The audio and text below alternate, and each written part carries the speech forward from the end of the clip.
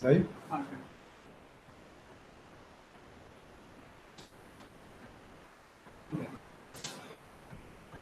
Hello, everybody.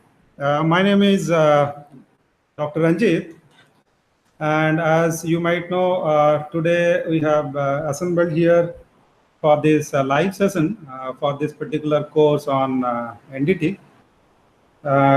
This live session is something that I have been wanting to do for some time, but now I'm happy that finally it's happening. And it would have been nice if I could see you all like in a classroom. But nevertheless, I'm happy that I could at least talk to you and listen to you and clarify your doubts and questions if you have any. Okay. So I welcome you all for this live session, and let us go ahead with this. And as I said, we can have your doubts and your questions clarified today. So if you have any questions, any doubt on any of the topics that we have for this particular course, you can either ask me. I could possibly hear you. I should be able to hear you. And then you could see on your screen, you would also have a chat window, and I can also see you through that chat window. So if you want, you can also ask your questions through that chat. I will be happy to answer through that chat also. Okay. So let us get started and just come up with your questions.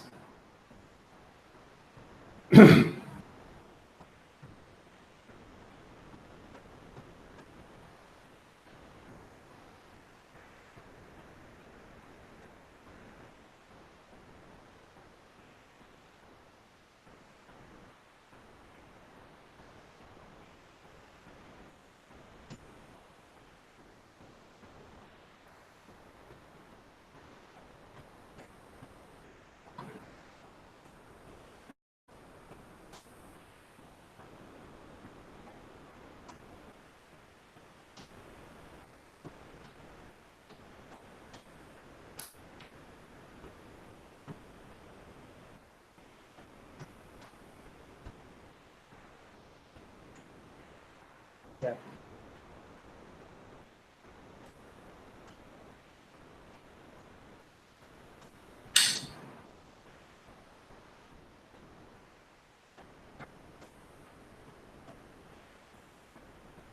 Right.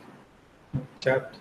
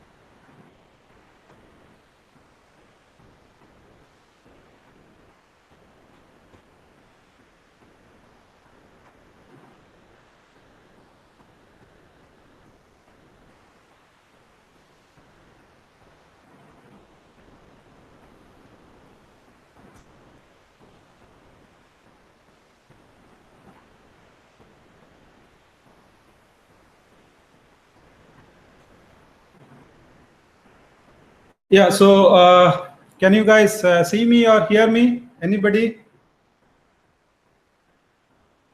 I'm here to get any question from you so far.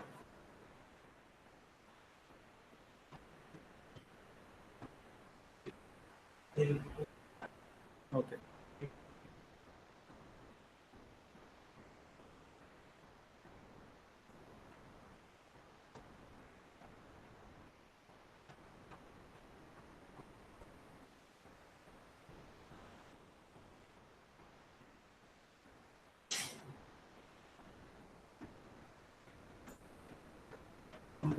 No, this camera.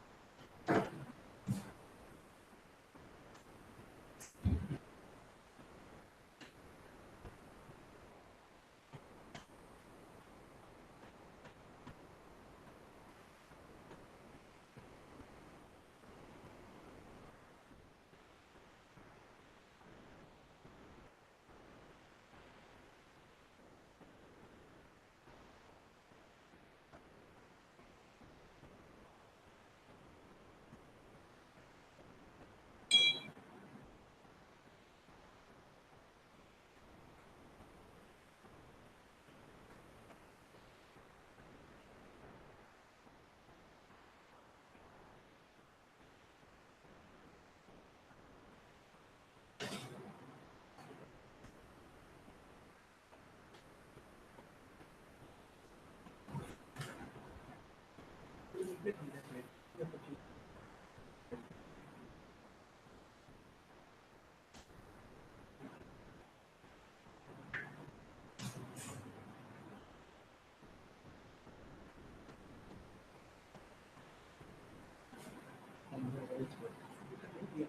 I write here?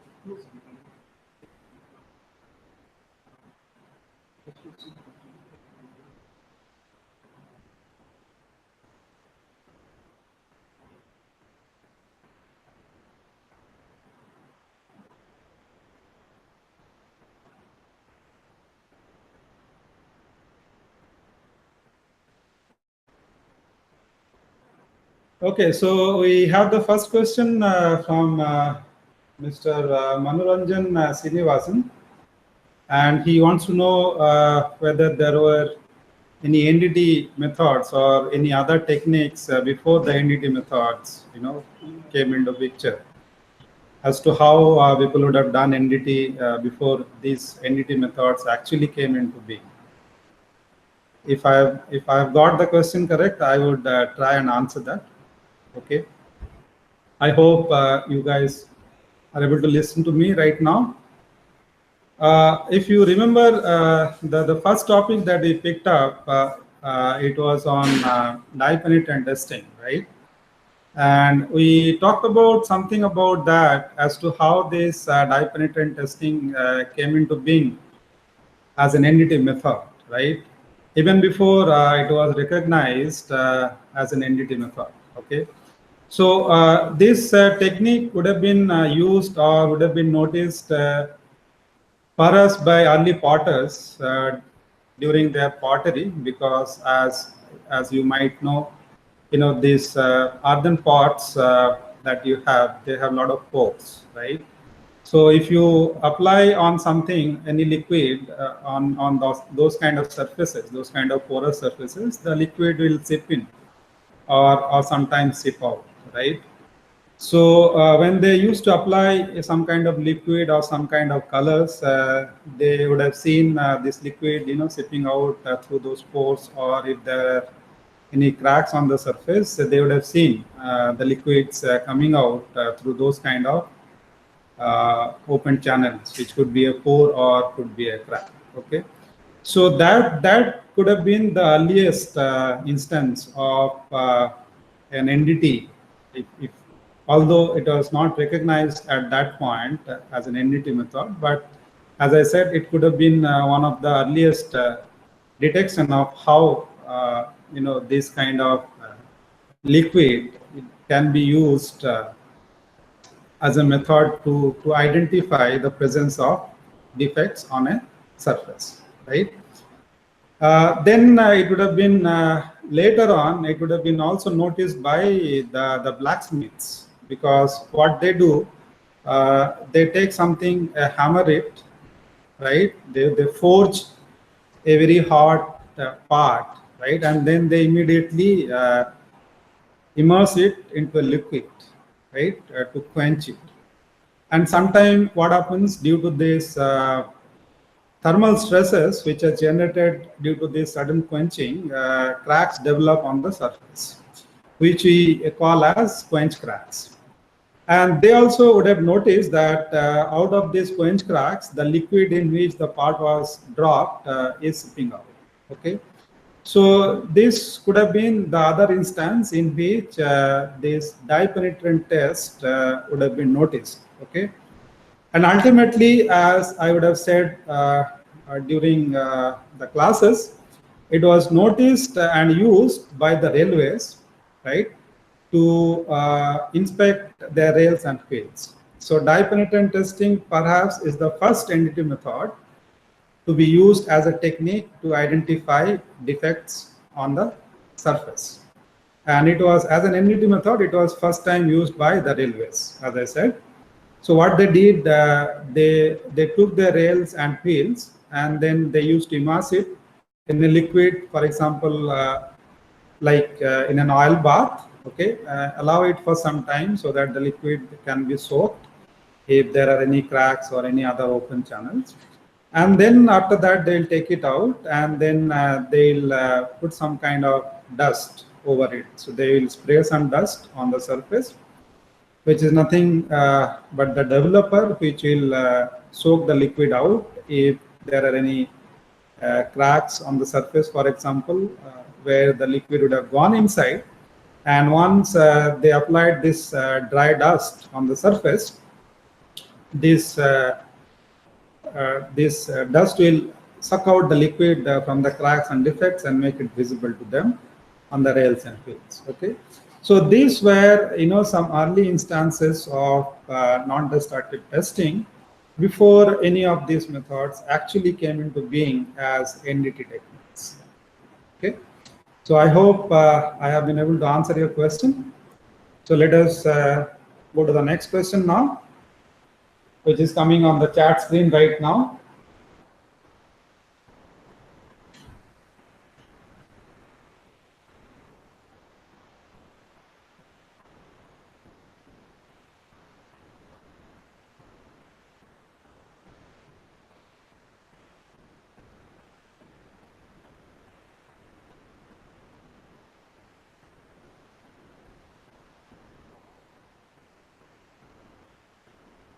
Yeah, then we have Sai Harish, who wants to know ultrasonic testing in simple words, which should cover the whole week session.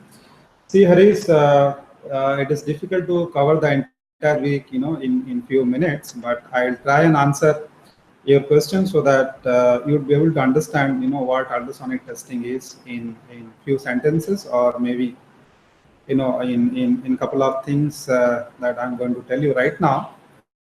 Ultrasonic testing, as you would have seen, is based upon reflection of sound waves. Okay, so in this case we use sound waves which are in the ultrasonic frequency range, right, which is beyond 20 kilohertz. So this is nothing but you are sending ultrasonic waves or sound waves through a part or a sample, and then when it is getting reflected from a particular interface, that reflection, which is known as echo, because as we all know, the reflection of sound wave is known as echoes. So when the echo is coming back, it is being received by the same transducer which sent the ultrasonic waves into the sample or the part. Okay. So what is happening when you are sending these ultrasonic waves through a part, it can go and hit any interface which is in the path of this sound waves, which could be the back wall, for example. That means the other surface of the sample. If you are sending it from the top surface, ultimately it will go and hit the other surface, which we call as the back wall, the back side of the sample, and then it will be reflected from that interface. Okay. So when it comes back to the transducer, it will receive that signal, and the piezoelectric element, the piezoelectric sensor which is there in the transducer, it will convert that sound waves or the mechanical vibrations into an electrical signal, and that signal will be processed and will be displayed in the display screen that you have in the ultrasonic testing system. Okay, so that echo is displayed as a signal that you see, right? So when the back wall signal comes back, you will see the back wall echo on the display in terms of these two axes: the time axis, which is the x-axis, time or depth, and the y-axis, you have the amplitude of the signal. Okay, so you will see the back wall signal if there is nothing in between the top and bottom surface of the part. Okay. Now let's say if there is any defect in between inside the part, right? So then that defect could also act as another interface which can reflect the ultrasonic waves. Okay, so these ultrasonic waves, when they are traveling through this part, they will also be reflected by this defect. Okay, and this defect echo will also come back to the transducer and will be displayed on the display system, like how the echo from the back wall is displayed. Okay, so what you are going to see, if I can write it and show you here on the screen. If you are watching me, I'm going to share a screen right now. and I'm going to show you how this is going to show up in the display. Okay, so what you do, as I said, you have this part,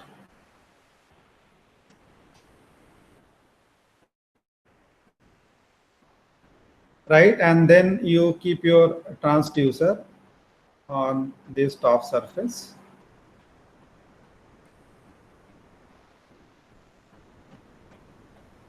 Right, so here, as I said, I'm discussing about how ultrasonic testing works.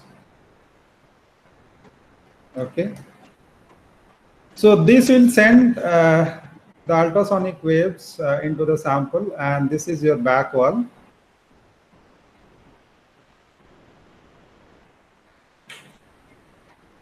It will be reflected from the back wall and go back to the transducer. And then when you see the display system, in the display you have this time or depth on the x-axis and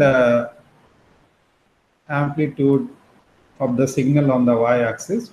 So first you are going to see this, this initial pulse,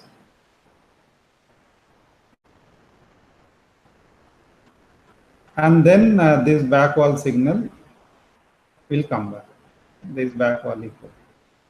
Now, if you have anything in between, any defect or any crack like this, so as I said, this will also reflect the sound waves, the ultrasonic waves, and this echo will also come back.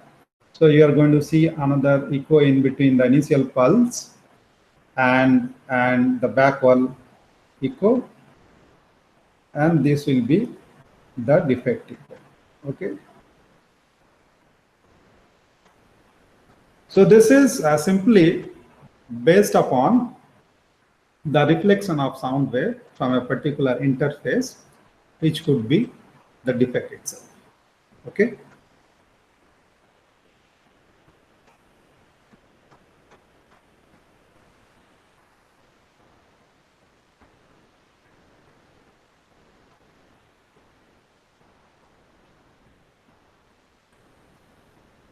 Yeah, Harish, so I hope I have been able to answer your question. For further details, please go through the other lectures that we have for this course. And while going through those lectures, as and when you have any doubt, any clarifications, you can always get back to us using that forum, that Ask a Question forum. You can ask any number of questions, whatever questions you have, you can ask that.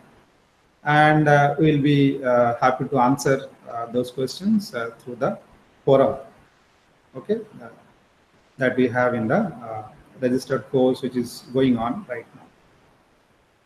So let us go to the next question, which is by Chaitanya, and he wants to know what is the difference between surface and subsurface, surface, subsurface, and bulk defects. Okay. So surface, it is obvious. These are the defects which are located near the surface. Okay, which is limited to the surface, close to the surface. Then subsurface, you could see, you could say that it is just little below the surface, to a little larger depth compared to what you consider as just the surface. So something little below the depth, little below the surface can be considered as a subsurface. And then bulk means which is much below the surface, into the thickness of the sample, which is to a particular distance from the surface inside the material. Okay. To give you an example, if you have, for example, the surface cracks, let's say a fatigue crack, for example, is a surface crack. So that will be the crack will be originating on the surface and propagating on the surface. So it will be open to surface. Okay. Although it may not be visible to naked eye, but this is a defect which is open to surface, right? So this can be called as a subsurface defect. Then there could be defects which are little below the surface, little below the top surface, but still, within a depth which is not very far from the surface, right? So those kind of defects which lie within this kind of depth, they can be categorized as subsurface. And then you have bulk defects or volume defects. For example, let's say you have a casting or a weld. There are casting defects and there are weld defects, which will be inside the part, right? And which may or may not be in the surface. It can be much below the surface. For example, you can have a blowhole in a casting, or you can have an intrusion in a weld, which is well within the weld below the surface at some depth. So these kind of defects can be categorized as bulk defect or volume defects. Okay.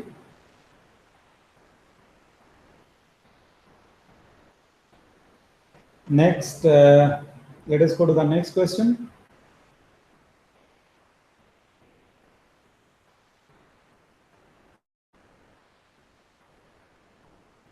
Yeah, so now we have Kannan. He wants to know something about liquid penetrant testing. And his question is, while over head part crack checking, there is chance of liquid penetrant may fall down due to gravity, whether existing methods is sufficient to detect the cracks or new steps to be followed. Okay. So he wants to know if you have any overhead parts. Okay, so in those kind of instances, in those kind of scenarios where the part is overhead, whether dye penetrant testing can be used. Okay, so to answer your question, Kannan, all I can say is, as long as you can apply the penetrant and make sure that it goes through the open channels or the defects which are present on the part, you can apply it on any kind of surface, including overhead surface. Okay. So what you can do, for an overhead surface, you can take a spray can for the dye, to apply the dye, and you spray it continuously on the overhead part, although it might drip down. But if you continue to apply it through the spray and allow sufficient time for the liquid dye to seep inside the flaws, if there are any, then it should be possible even to inspect those kind of parts by dye penetrant testing. Okay. Because once the dye is applied, rest of the things are quite easy to do, including the application of developer, because the developer, as you might know, is quite volatile if you are using a spray can or a wet suspension. And if you do not really want to use a wet suspension for the developer, you may also use a dry powder and dust it over the surface. So there you will be able to eliminate at least one of the liquid parts that is in the developer. So if you take proper care, and as I said, if you could ensure that the dye stays for some time, and you allow enough time for the dye to go inside the flaws, it should be possible to inspect overhead parts by dye penetrant testing. Okay. And if not, then you should go to other techniques, like for this kind of, particularly this kind of scenario, we have discussed one technique in magnetic particle testing, wherein you can apply the magnetic particle testing through a viscous slurry. So that viscous slurry can be applied on overhead parts. It's not going to fall down because it is viscous, and it will have the magnetic particles in the slurry. So you can apply that slurry having the magnetic particles, and then you can magnetize the part and do the inspection, right? So if you cannot apply dye penetrant testing in the overhead part, the next best possible option could be magnetic particle testing using this magnetic slurry, which can be applied on the overhead parts. Okay.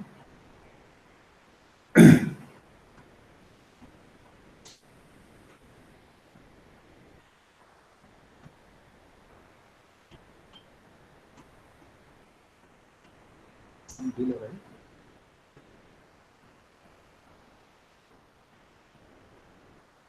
Yeah, Chetan Kapoor is online and he has a question, but that is not really related to the content of the course as such. But anyway, I will be happy to answer that question. He wants to know, what is the scope of doing level 3 in NDT. Okay. You may know this level 1, level 2, level 3. These are the certification courses which are being offered by a particular body, by a particular organization in India. You might know that, and you can do any of these, either level 1, level 2, level 3, depending on what your experience is and at what level you are as a professional. So depending on that, you can register for any of these certification exams, what they offer time to time, and they also advertise that in their website and also through open media. And once you once you appear for the exam and pass it in any of the levels, let's say level 3, what the question is about, then you will be certified as a level 3 NDT inspector. Okay, and it can be on any of the techniques. So they sometimes offer it for individual techniques like ultrasonic testing or radiographic testing, or sometimes they also offer on multiple techniques. Okay, so depending on what your requirement is, you can choose any of these certification exams. You can apply for it, pay the exam fees and appear for it, and once you pass it, you will be certified as a level 3 NDT inspector for that particular technique, right? And it might have its own benefits when you actually go and do field work. If you want to be in this field, particularly in the manufacturing area where this is extensively used in quality control and maintenance, then in those kind of areas it would be useful for you as a professional. Okay.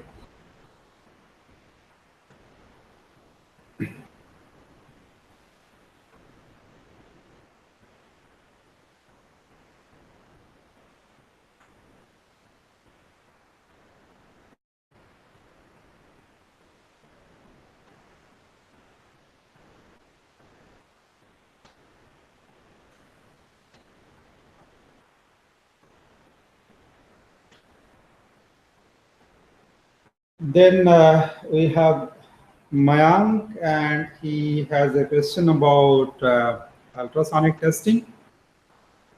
And he wants to know why ultrasonic testing is mostly not used in steel pipe testing. Okay. So, ultrasonic testing, as I was discussing in response to one of the questions, it depends on the reflection of sound waves. Okay, and while the sound waves travel through a particular medium, which is actually the part which is being tested in this case, there will be attenuation or absorption. So some sound energy or some energy will be absorbed during this travel path. And remember, it has to go back and forth. Okay, but first you transmit the sound waves and they come back. Okay, so during this flight path, there will be a lot of absorption by the material itself, right? So if you have a material where a lot of absorption happens, a lot of sound wave absorption happens, it might be difficult for you to inspect that kind of part. Okay, and this would depend on what is the internal structure of that material, of that part.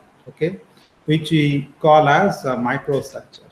Okay? So in the micro level, what is the structure of the material, that would dictate how much sound wave energy will be absorbed when the sound waves travel through that particular material. Okay, so some of the steels, have certain microstructure, particularly this, for example, stainless steel.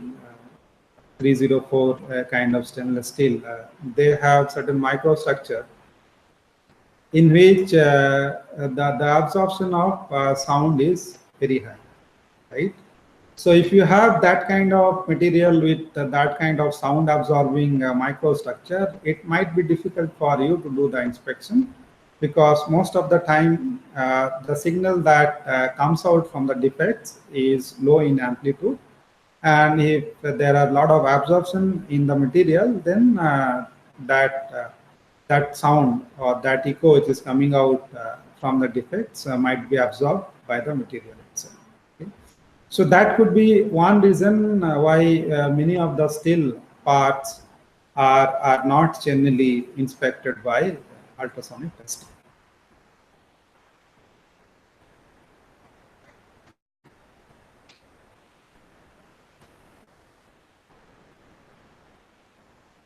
Okay, so now let us go to the next question, which is by Raghu. And he again has a question about ultrasonic testing. And he wants to know if the front wall itself has a defect, then how to interpret it. Okay. So this will be what is known as a closed surface defect, which is right on the surface. And in order to inspect this kind of defects, you need to ensure that your dead zone of the particular transducer that you have chosen is minimum, right? So if you have known about dead zone, then you know dead zone is a certain depth into the material which cannot be inspected. Okay, and some amount of dead zone is always present in a particular transducer, and that depends on the test frequency, right? So if you want to know the indications which are right on the surface, if you want to inspect flaws which are right on the surface, then as I said, you have to first minimize the dead zone, and that can be done by certain ways. And one of the ways is to go for higher frequency, because frequency and dead zone, these two are inversely related to each other. Higher the frequency, lower will be the dead zone. So if you know that you need to do a closed surface analysis, where you expect the defects and flaws to be present right on the surface, you better go for high frequency transducers. Okay, that is one way of doing it. The other way of avoiding the dead zone and do closed surface analysis is by choosing a probe where you have two elements. This kind of probe is known as a dual element probe, wherein there are two elements in the same probe housing. One element will be used to transmit, and the second element will be used to receive, right? So since there is no conflict between transmission and receiving in the dual element probe, you can avoid the dead zone, right? Because the dead zone effect arises because there is a conflict between transmission and receiving, since the same element is used for transmission as well as for receiving the signal back from the sample, right?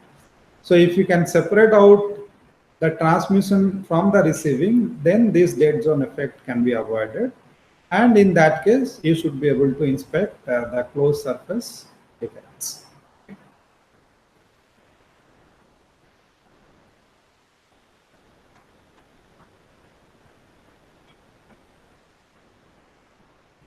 Yeah, now there is a question from Sandeep, and he wants to know how can I detect defect in near field. So this is the same answer.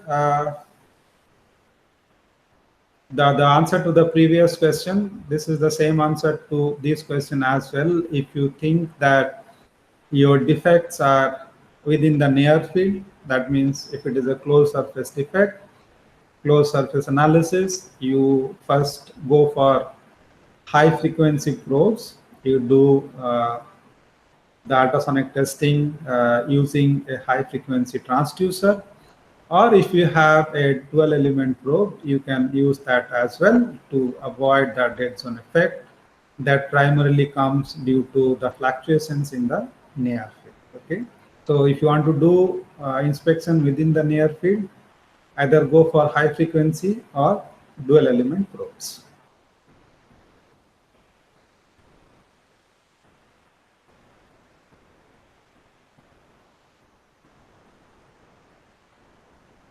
Yeah, so this is again a question from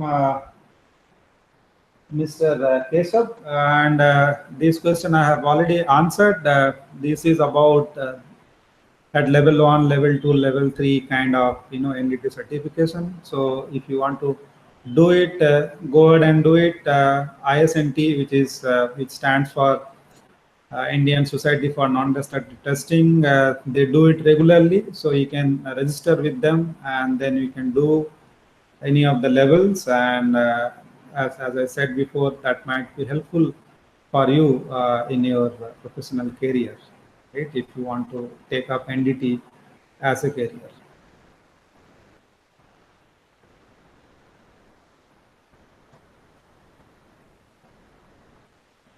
Yeah, so Chetan, again, Chetan Kapoor wants to know how he can pursue a career in NDT. So first of all, you can get yourself certified or registered as an NDT professional through these professional bodies, like how I said just now.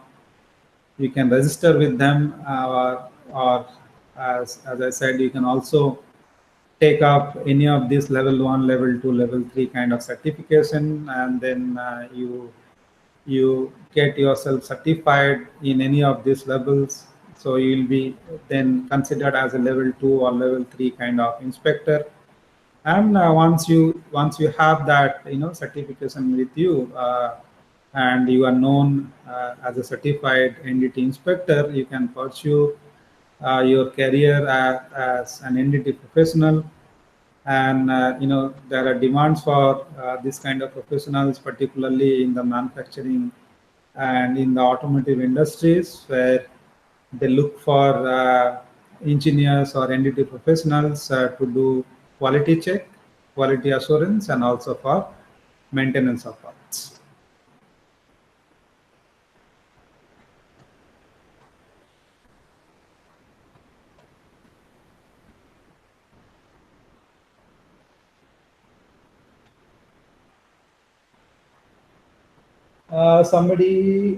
Mr. Harish Sharma wants to know NDT surface test for a solid shaft set workpiece.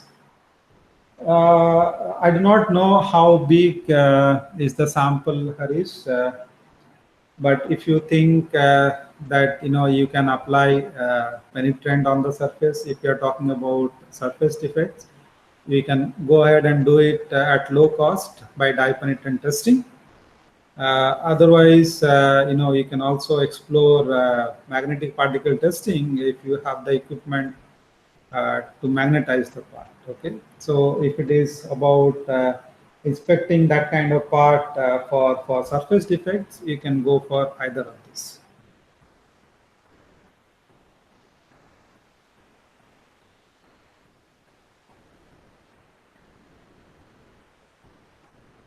Then there is Sandeep Khanna again, and he wants to know something about the different indicators that we use in magnetic particle testing.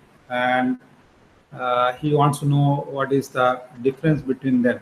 So if you have gone through the magnetic particle testing, you have seen we use different kind of indicators to get an idea about the field strength, the magnetic field which is being applied, the magnitude of that, and also sometimes the direction of the field which is being applied, because these are the two parameters that you need to establish before you start the test, right?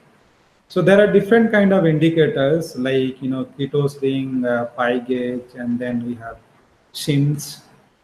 And what kind of indicators you want to use, that would depend on, first of all, your requirement, right? As to what exactly, what kind of part you have, or what exactly you are looking for, whether you are looking for both the magnitude of the field and also the direction, or it is enough for you to just to know uh, the magnitude itself and direction you do not really want to establish beforehand, right?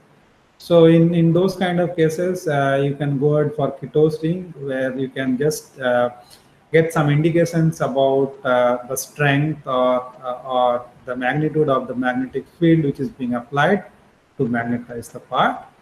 On the other hand, if you want to know both the magnitude and the direction of the magnetic field which is being applied, then you can go for pi gauge, for example, which can also indicate the direction of the field.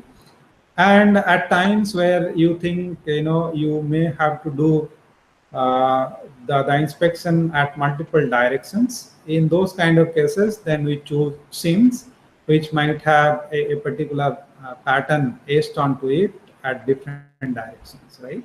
So you can etch a pattern on a sim which will provide some guideline about the direction of the magnetic field in different orientations, right?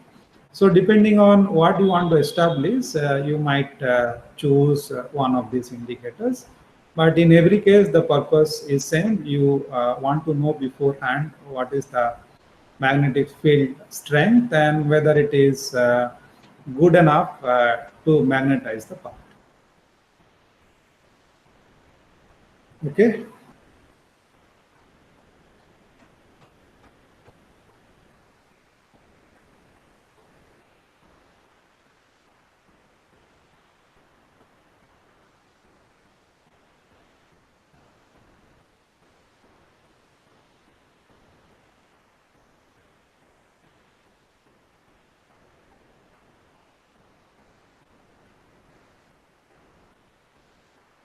Okay, so Manoranjan Srinivasan wants to know, I think he is asking about AD current testing, because lift-off car is associated with AD current testing. So he wants to know in AD current testing, how is the lift-off curve and how is the conductivity curve. Particularly, he wants to know why is the conductivity curve different, why it is convex, and why the lift-off curve is concave, right? So in order to explain this, I want to share this screen with you, and you would also get this when you go through this particular chapter. This is all explained over there.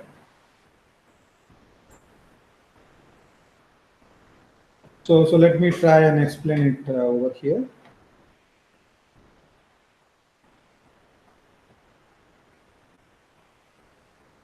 So in the lift-off curve, what you basically see, you see the inductance against the resistance. So this is the impedance. I mean, the resistance and the inductance L together forms the total resistance of any conductor. So in this case, the sample itself or the part to be tested, that itself is the conductor, right? And then you use the eddy current probe, which is basically having a current carrying conductor or a current carrying coil inside it, which will carry the current. Okay, and that current will induce some current on the sample, on the part, on the surface of the part, which are known as eddy currents, right?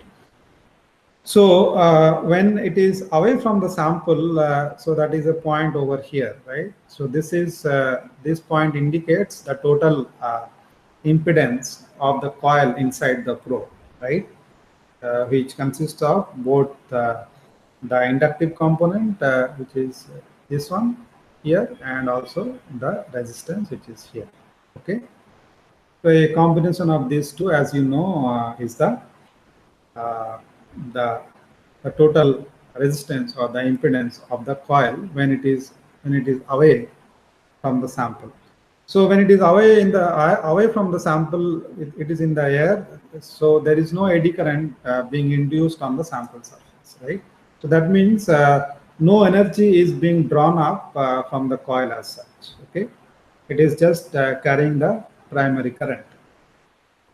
Now, as you decrease the distance between this probe coil and the surface, then these eddy currents will start getting induced on the sample surface, right? So that means some amount of current will be drawn to induce this eddy current onto the sample surface. In other words, some amount of energy will be taken up from the primary coil, which is in the probe, to induce these eddy currents, right? So as a result of that, the current or energy in the coil will reduce. So as we know, if you go by the Ohm's law, when the current is reduced, that indicates the resistance is increased, right? So this resistance and the inductance that you see in this impedance plot, this is the resistance and the inductance of the coil, right?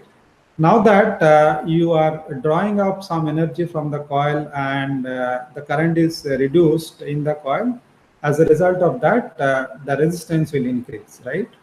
And that is what you see as you decrease the distance, the resistance increases, and that's why the curve goes like this. Okay,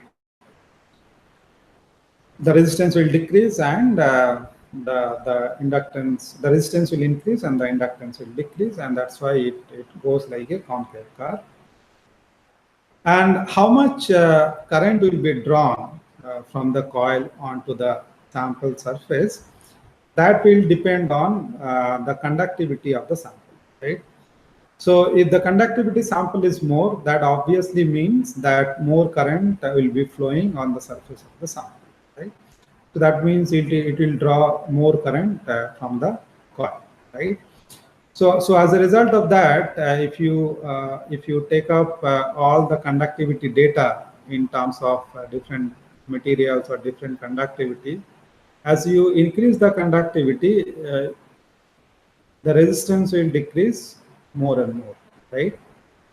So this is in the direction of increasing conductivity, right?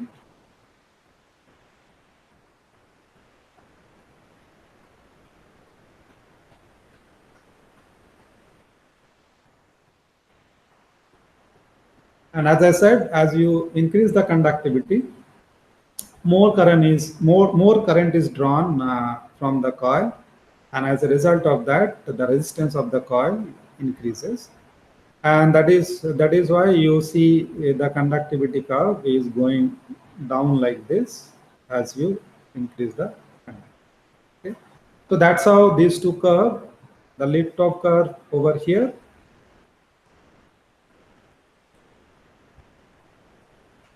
and the conductivity curve over here, takes up this kind of shapes. Okay, so I hope I have been able to answer your question.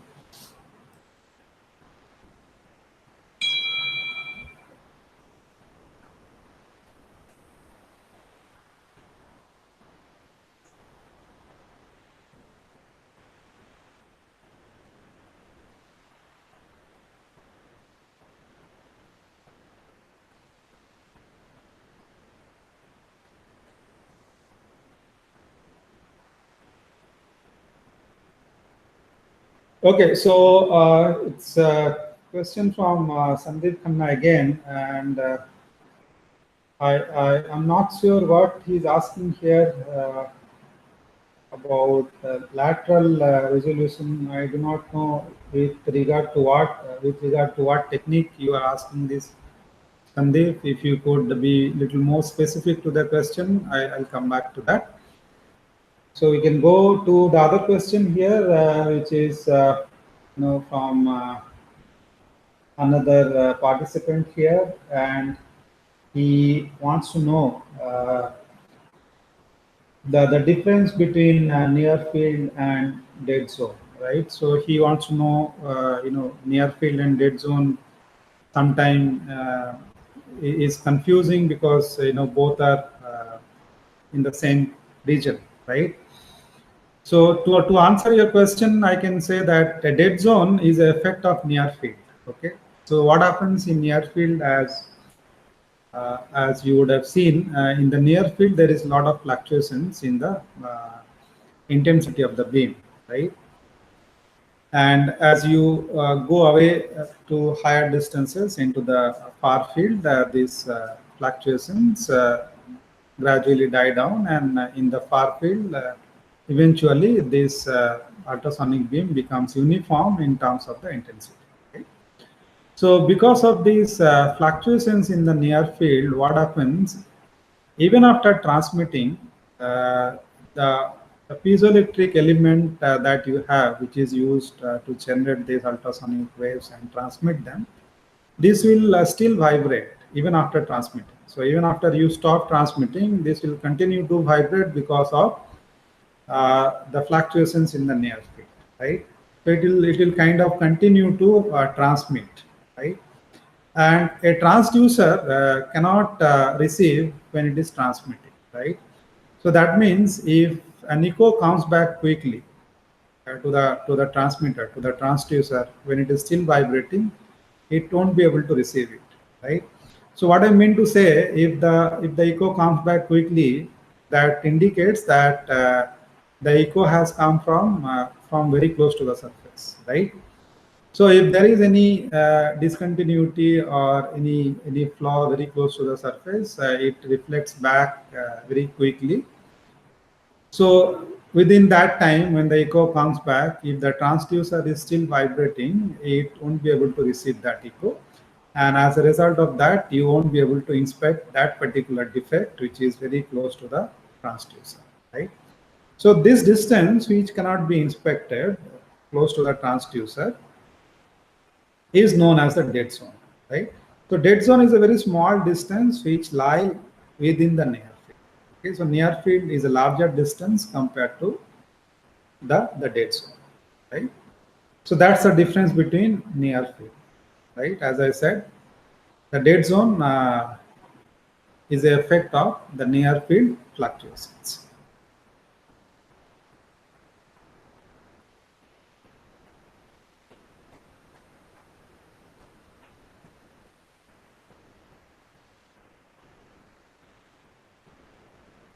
Okay, hi Ravi. You want to ask something?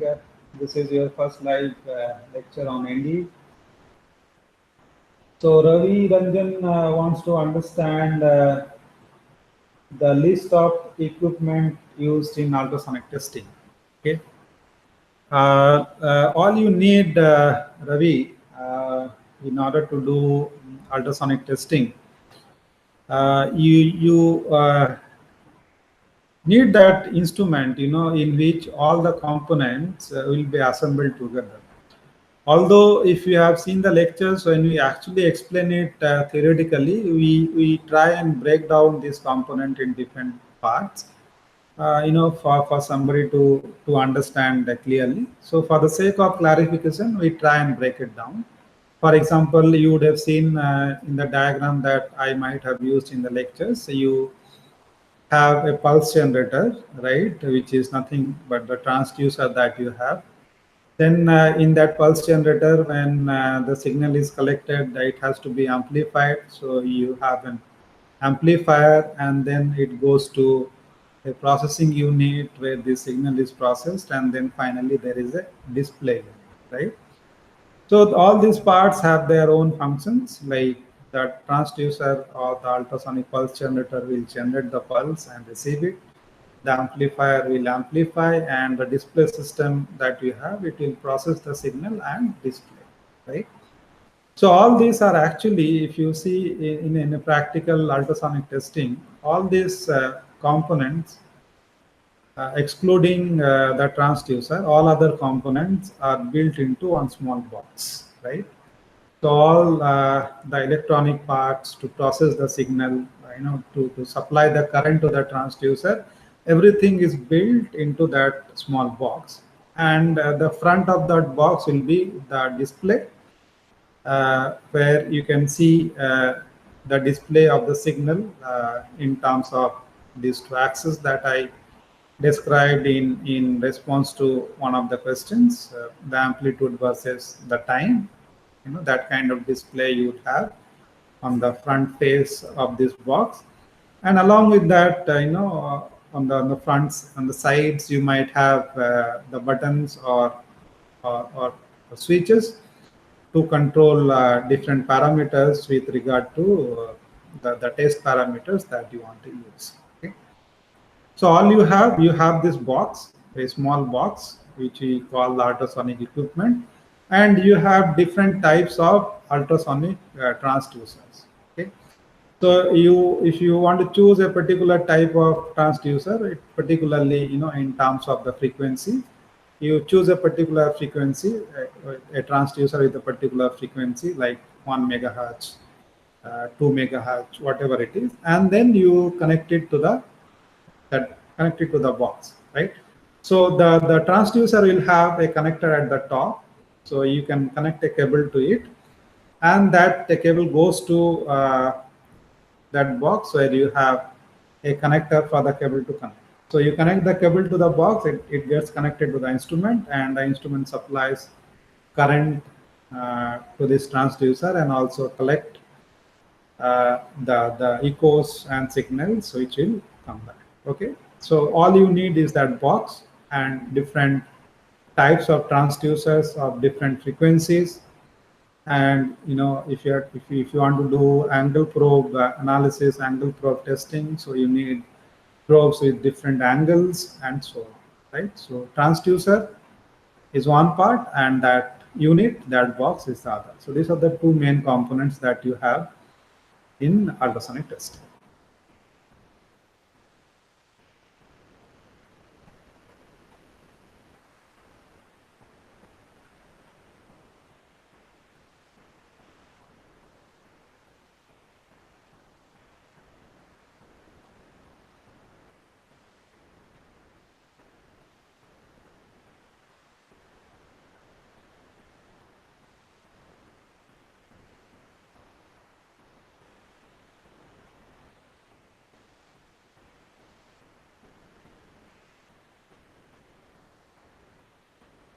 Then there is a question about Kannan again. He wants to know how to detect the subsurface or bulk defect on moving parts. So this may not be as straightforward as it sounds. If it is a moving part, then you might have to improvise the technique depending on the requirement. There may be also a necessity to do automation. For example, when you do automatic ultrasonic testing, there are some other accessories which will come along with the instrument that will ensure that the whole thing is done automatically, right? So similar thing might be necessary if you are talking about inspecting moving parts. So you might have other accessories and attachments to ensure that this moving part is being inspected at the locations of interest. Okay.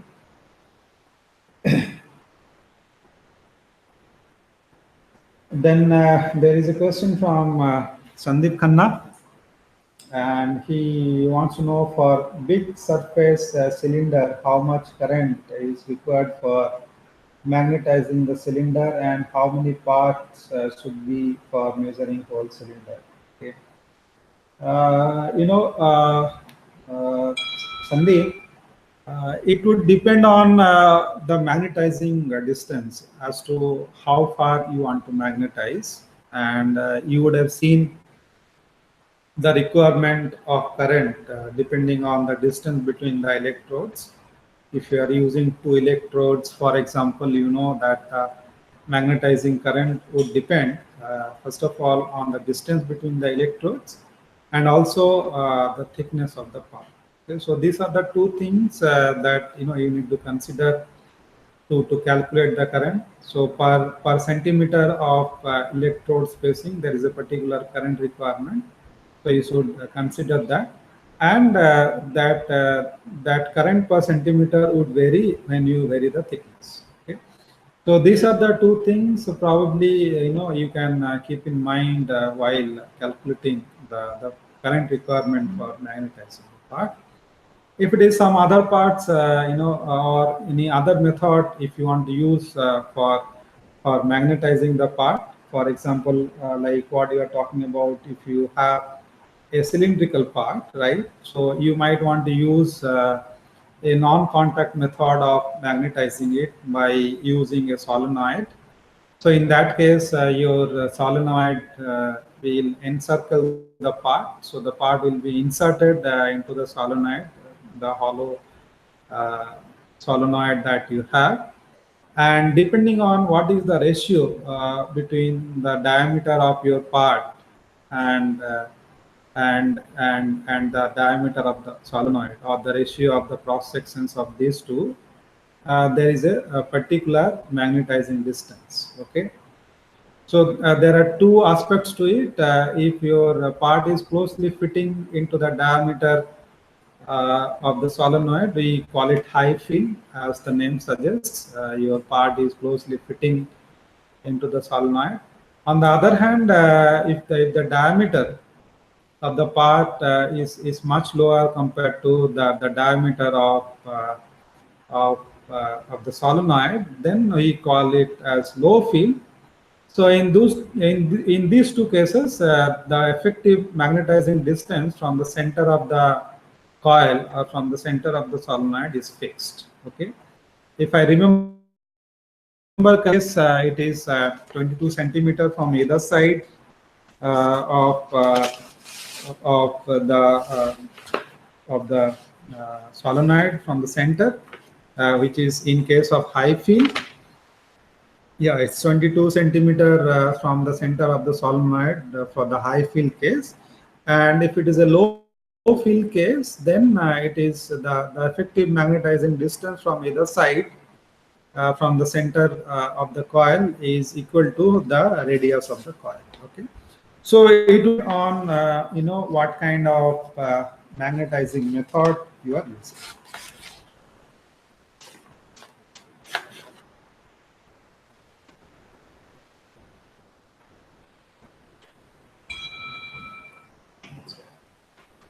Yeah, so I hope I have been able to answer the questions that you have today, and I'm happy that I was able to interact with you live today, and it was really a good time for me to interact with all of you live. If you have any other question also in future, feel free to come back to us. It may or may not be live, but we would always be happy to get back to you and answer your questions whenever you have one. So please feel free to ask your questions through the forum that you have in the course portal, which is open right now. And we always check the portal continuously, and we are always happy to answer your questions. Okay, so thank you once again for joining the live session.